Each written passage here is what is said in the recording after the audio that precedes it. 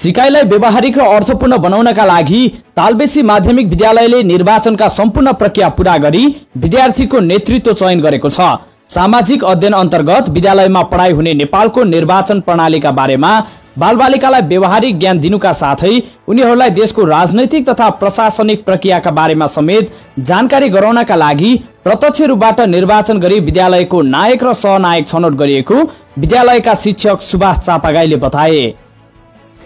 कक्षा 4 देखि कक्षा 12 सम्मको हाम्रो सामाजिक अध्ययन विषयमा चाहिँ विषयवस्तु नै रहेको, त्यसलाई चाहिँ प्रयोगात्मक तरिकाले प्रस्तुत गर्नको लागि निर्वाचनमा विद्यार्थीलाई उम्मेदवारी दर्ता, दाबी विरोध, उम्मेदवारीको अन्तिम नामावली प्रकाशन, चुनाव चिन्ह प्रदान, प्रचार प्रसार, मतदाता नामावलीको नाम प्रकाशन जस्ता सबै प्रक्रिया पूरा गरी कक्षा 3 देखि 10 कक्षासम्मका विद्यार्थीलाई मतदान प्रक्रियामा सहभागी गराइएको थियो।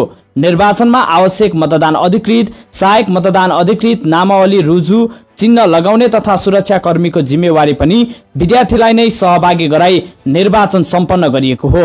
अघिल्लो शैक्षिक सत्रमा यसरी नै निर्वाचन प्रक्रियाबाट छनौट गरेका नायक र सहनायकले आफ्नो भूमिका उत्कृष्ट ढंगले निर्वाह गरेका कारण यस कार्यलाई निरन्तरता दिएको विद्यालयका अतिरिक्त क्रियाकलाप संयोजक दामोदर रेग्मीले बताए। गत साल पनि आफैले आफ्नो नेतृत्व आफैले चयन गर्नुपर्छ र नेतृत्व विकास विद्यार्थीमा हुनुपर्छ भनेर हामीले अगाडि बढाएका थियौं। सोही अनुसार हामीले त्यो प्रक्रिया अगाडि बढायौं र अहिले साप्ताहिक रूपमा हामीले निर्वाचन कार्यतालिका नै प्रकाशित गरेर मतदान अधिकृत, सहायक मतदान अधिकृत, कर्मचारी साथीहरू, स्वयंसेवक, म्यादी प्रहरी सबै विद्यार्थी भाइ बहिनीहरूबाटै परिचालित हुने गरेर हामीले यो प्रक्रिया अगाडि बढाएका छौं। निर्वाचन प्रक्रियाले बालबालिकाको क्षमता वृद्धि हुनका साथै अतिरिक्त क्रियाकलापमा सहभागी हुने अवसर प्राप्त हुने निर्वाचन अधिकृत कविता विकले बताइन्।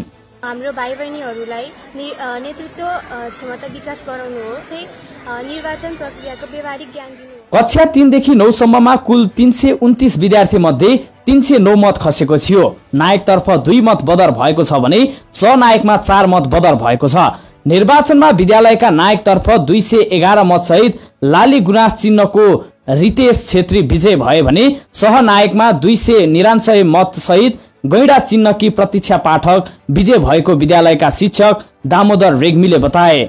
पुस्तकका सैद्धान्तिक ज्ञानले मात्र विद्यार्थीले व्यावहारिक शिक्षा प्राप्त गर्न सक्दैन। यसरी नै विद्यालयले पाठ्यपुस्तकमा भएका कुरालाई व्यावहारिक एवं प्रयोगात्मक सिकाइ गराउन सकियो भने विद्यार्थीहरूले सहज रूपबाट बुझ्नुका साथै उक्त सिकाइलाई भविष्यमा आवश्यकता अनुसार प्रयोग गर्न सक्दछन्। शुक्ला न्यूजका लागि हरि खरेल, तनहुँ।